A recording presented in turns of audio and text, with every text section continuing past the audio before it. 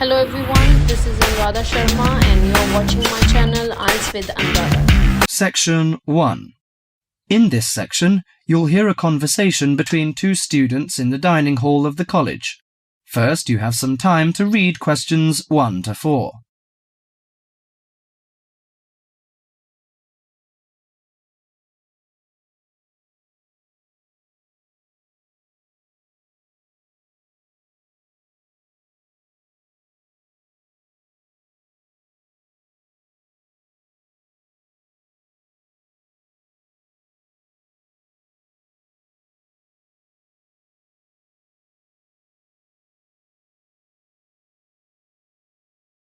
Now listen carefully to the conversation and answer questions 1 to 4.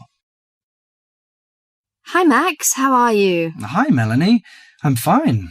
In fact, I'm preparing the coming holidays and I want to have a car tour with my friends. That sounds lovely. How is your preparation? Well, I haven't begun yet because I'm not quite sure how to rent a car and what the expense is like and something like this. Ha, you've run into the right person. I did the same last holiday, and I can recommend it to you. I went to AIRRI's Rent-A-Car Company, which is at 14A Dover Road, Oxford. Let me write it down. Is it DOVER? Yes, and the telephone number is 634-0963. But if you book for the first time, dial another number with extension. That is 634-0853. Extension 54. OK, thank you very much. I'll have a try.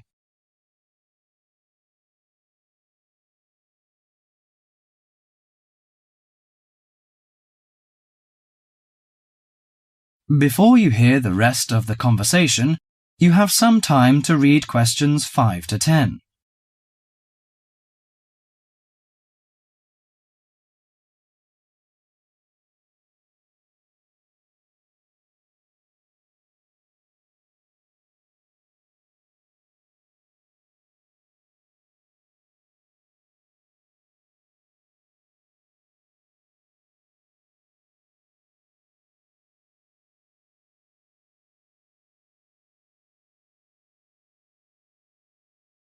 Now listen to the conversation between Max and the assistant and answer questions 5 to 10. Good morning, AIRRI's Rent-A-Car Company. How can I help you? Hi, I want to book a car for tour. I want to inquire some information about the grade of the cars and the prices. No problem. We offer a wide selection of rental cars to choose from luxury car to economy car, compact car, minivan and pickup truck. Well, luxury car is obviously out of my price range, but compact or economy is not big enough. You know, we have 7 persons together. Well, how about a minivan? It's perfect for road trips and will make your journey feel like you're in a living room on wheels. I think that's good. Well, what does it feature? I mean, what facilities does it have? Unlike most minivans with manual transmission, the rental minivan cars have feature automatic transmission, air conditioning and AM/FM stereo. If you drive a long, smooth way, you can use the cruise control, which will save you a lot of energy. Good. How much is the price? If you rent an intermediate one, it will cost you £55 each day. If it is standard, the cost is £45 per day. I think the standard is enough. Oh, we have a special 50% discount for weekends, from Friday to Sunday. But that doesn't apply to tax, recovery fees and optional services. Well, what are the optional services? Well, they usually include some extra facilities, like first aid kit or something like that. I know. We plan to start off on Friday, so we have to prepare 1 day in advance. I want to book from 30th of April, which is Thursday, and it will end next Monday. OK. Could you leave your name and the driving license number? My name is Max, and the license number is M9021. OK. You can pick up the car on Thursday noon. Besides, we offer some optional services like street maps, flashlight and sunsheet. What would you like to have? Flashlight is not necessary, I think. But street maps are useful, especially when we drive in a strange place. As for the sun sheet, I'd like to give that a miss. We don't want to spend too much extra money. OK, Mr. Max, thank you for calling. That is the end of section 1.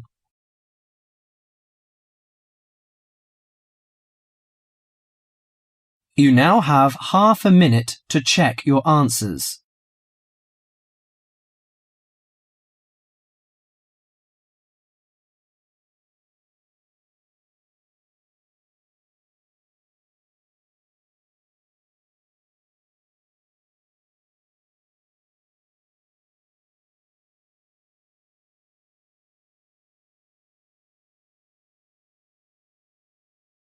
Section 2. You will hear a library assistant talking about the library she works in. You now have 30 seconds to read questions 11 to 15.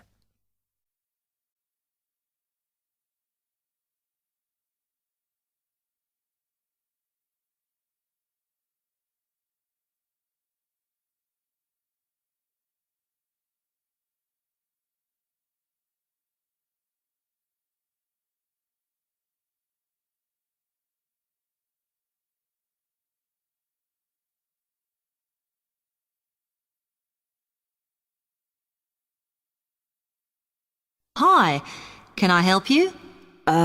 Yes. I wanted to join the library. Okay. First of all, let me show you round the library and explain a few things for you. Okay, now we're here at the main entrance. You can see the reception, which is where you bring back and take out books. And also, we can order books and answer your questions there. Next to the reception, where you can see those old desks, is where we keep the magazines, because you can sit down and read there. They're divided into sections for sciences, geography, arts, etc. Then, at the back of the library, you can see the section for old books. Next to that is where the books proper start. That used to be the science section, but now on those shelves you'll find the art section. We had a big reorganisation in the summer, which I think has made it clearer. The numbering is standard, so you should be able to find what you want quite easily. However, if you can't find something, it probably means it's been borrowed. OK, then in the corner next to the reference section is where we thought it was quietest and away from the phones and printers and things, so we've put the study desks there. They all have computer access if you need it for your laptop. We do ask that you don't just read magazines there, though. OK, then there's the reference section, where you can look up the files. Then, as we come back to the main entrance, is the next section, where we used to have the languages. It got very busy and noisy, so when we moved everything round, we decided to put the law books here. Also, because it's a smaller section, it fits quite well here. OK then, we're back at the main entrance. Over there, by reception, there's a door that goes to the extension, and we have further sections such as languages and study desks through there, so you could have a look round when we've finished. Then, just between reception and the door here is where we decided to put the computers, but the computer magazines are in the magazine section, as we found too many went missing here. OK, is that everything? You now have 30 seconds to read questions 16 to 20.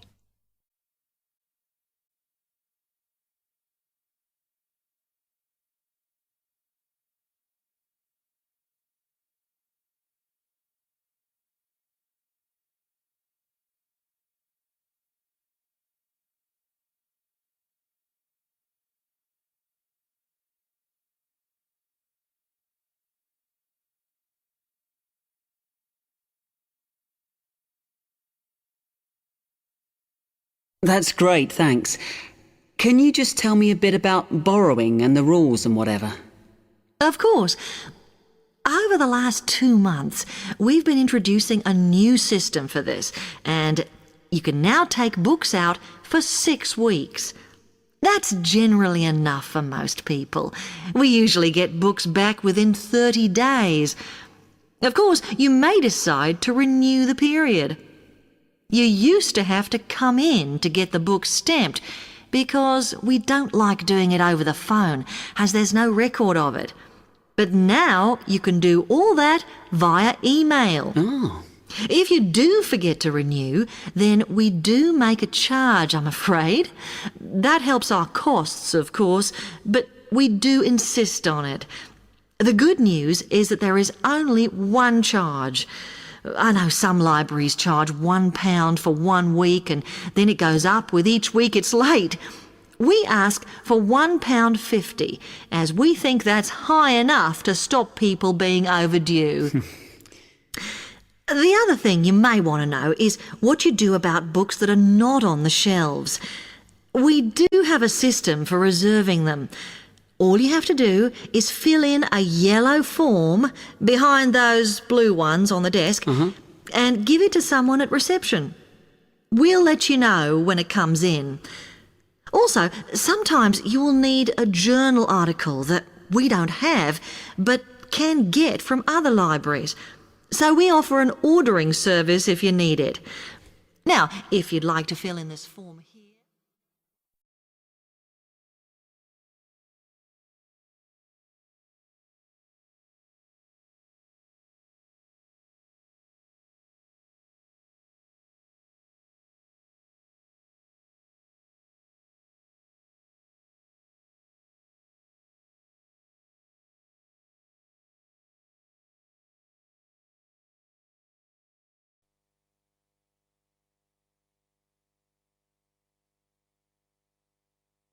Now turn to Section 3.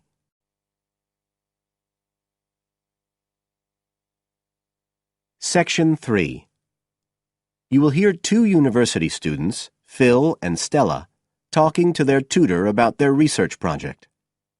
First, you have some time to look at questions 21 to 27 on pages 69 and 70.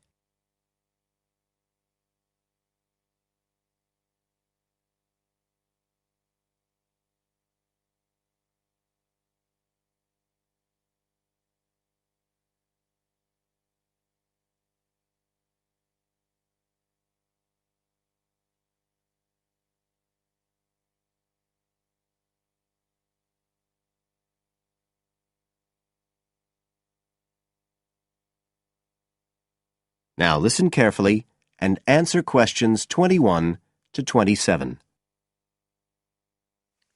Come in. Ah, yes, Stella. Is Phil there too? Good. Come on in. OK, so you're here to discuss your research project. Have you decided what to focus on? You were thinking of something about the causes of mood changes, weren't you?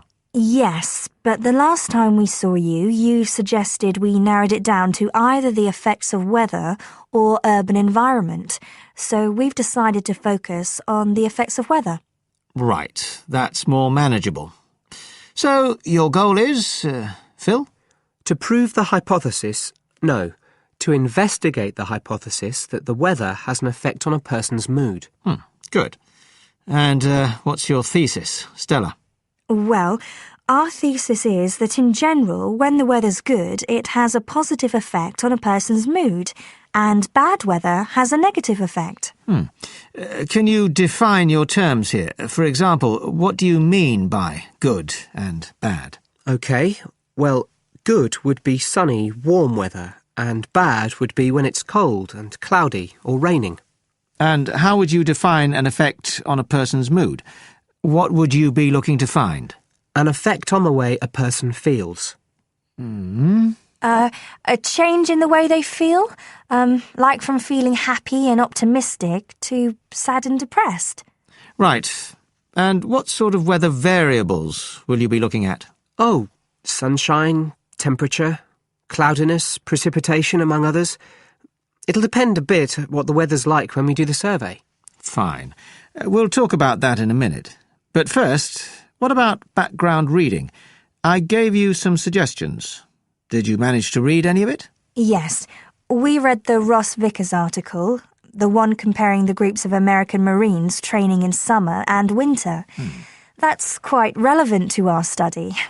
It was interesting because the Marines who were training in the cold winter conditions tried to cheer themselves up by thinking of warm places, but it didn't really work. Yes, they were trying to force themselves to have a positive mental outlook, but in fact it had the opposite effect, and they ended up in a very negative state of mind. And we found some more research by someone who wasn't on the reading list you gave us, George Whiteborn. He compared people living in 3 countries with very different climatic conditions. Actually, he looked at several things, not just the weather. But he found some people's reactions to bad weather were much worse than others, and it was linked to how stressed they were generally. The weather on its own didn't have such a significant effect on mood. And we looked at a paper by Haverton. Yeah, he broke weather up into about 15 or 16 categories and did qualitative and quantitative research. He found that humans respond to conditions in the weather with immediate responses, such as fear or amazement. But these responses can also be linked to associations from their earlier life, such as a particular happy or sad event. Did you have a look at Stanfield's work? Yes. It was interesting because the type of questions he asked was similar to what we were planning to use in our survey. Yes. He asked people how they were feeling on days with good and bad weather. He found the biggest factors seemed to be the humidity. Moods were most negative on days with a lot of rainfall. Long periods without sunshine had some effect, but nothing like as much. That could be quite a useful model for your project. Yes, we thought so too. Although we can't continue our survey for as long as he did. He did his over a 6-month period. You now have some time to look at questions 28 to 30.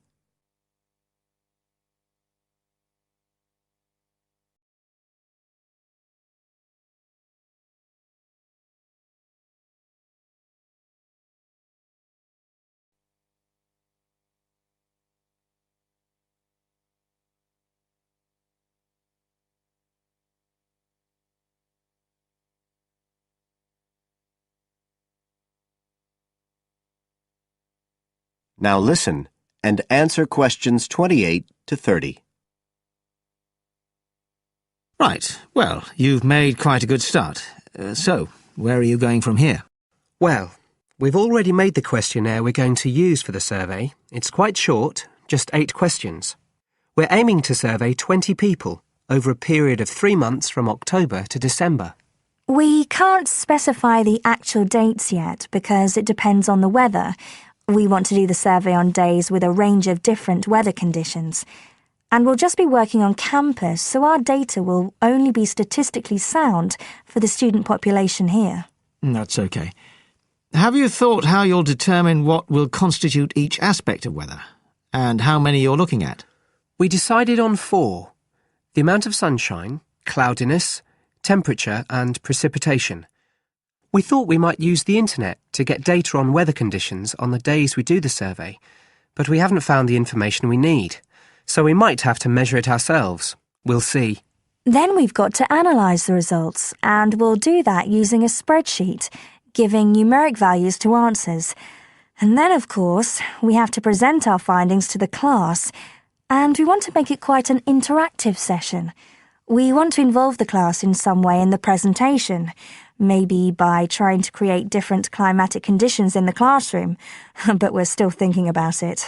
I see. Well, that sounds as if you're on the right lines. Now, what I'd suggest that you think about, in addition to the work you've... That is the end of section 3. You now have half a minute to check your answers.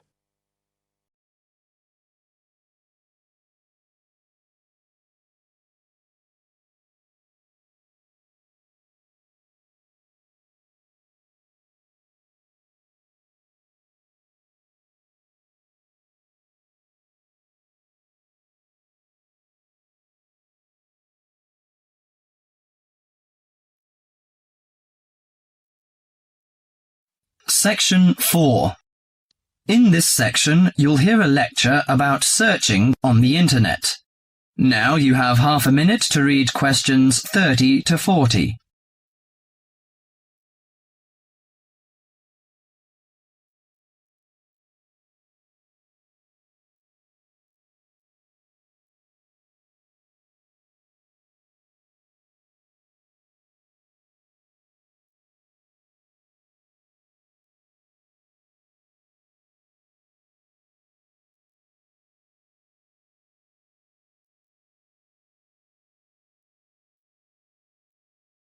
Listen to the tape carefully and answer questions 11 to 20. Morning, everyone. I think all of you are so familiar with the use of the Internet. After email, it's likely that the most frequent online activity is searching. For better or worse, the days of thumbing through pages of a dictionary, looking up in an encyclopedia for information are out of date. It's so much easier to just Google it. First, do you know how Google works and search what you are looking for? To start with, Spider software, a module in the search engine, crawls web, finds, fetches pages, and follows links to other pages. Then Indexer sorts words on every page Spider finds and stores an index of words in a huge database. For example, when you submit a query as Mount Everest, the search engine checks index and gets each page that contains Mount Everest. It stores pages using PageBank and decides which are likely to be most valuable. Usually the most relevant pages are returned first. You can see that Google is not the only search utility in town, but it comes with such a formidable collection of tools to focus your search on that it is the engine of choice for many of us. The trick to efficient Google searches is mastering its tools to get what you want faster and more easily. Following are 9 tricks to do just that. At first, you should know how to find similar terms. You thought the tilde character served no useful purpose, didn't you? But when you insert the tilde in front of a search term, Google will retrieve sources matching the word as well as synonyms. Do not leave a space between the tilde and the search term. Then, do you know how to exclude terms? It's also as important a trick as finding terms. Sometimes a keyword will come up with items totally unrelated to the subject you're interested in. For example, when you research plasma in the cosmos, you would type in the word plasma and be forced to wade through plenty of sites referring to plasma televisions. The fastest way to solve this is to use the exclude function, the hyphen. Type plasma-TV, that is PLASMA-TV, and you will eliminate many irrelevant sites. Are you usually made fun of by friends about your poor memory? Don't worry, they exaggerate. Sometimes you need to look up a quotation for which you can't recall all the words. No problem. Use asterisks to stand in for missing words. Sometimes when you translate or compose essays, you need to know the synonyms at a large scale. Of course, Webster Dictionary helps you efficiently, but you can now get definitions in a flash by typing define and your search word. You'll come up with definitions, synonyms, and links for further information. Now, how to find lost pages. A wonderful feature of Google search is the cache option. In virtually all search results, you will see a link to cached versions of pages you're looking for. You usually won't need to refer to these archival pages, but if your search ever turns up an old news page, for instance, you may find that when you click on the link, the page no longer exists, even though it turned up in the search results. In that event, simply click on the cache link, which is at the bottom line of the search result, and that will retrieve the last saved version of the page that had failed to show.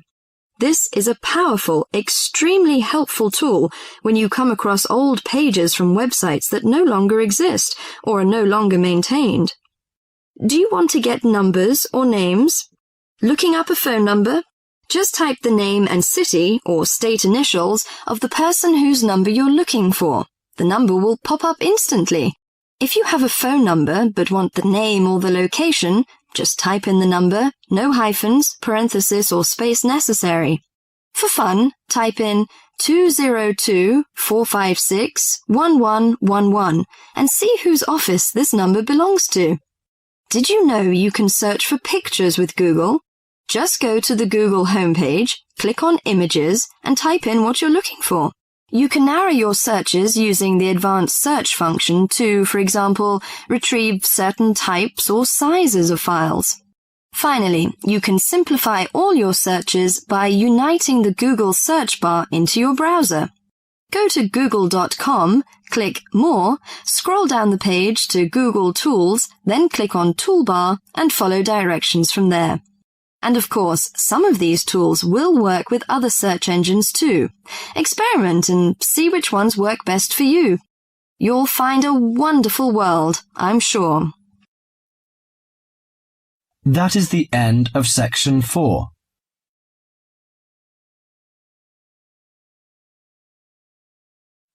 You now have half a minute to check your answers.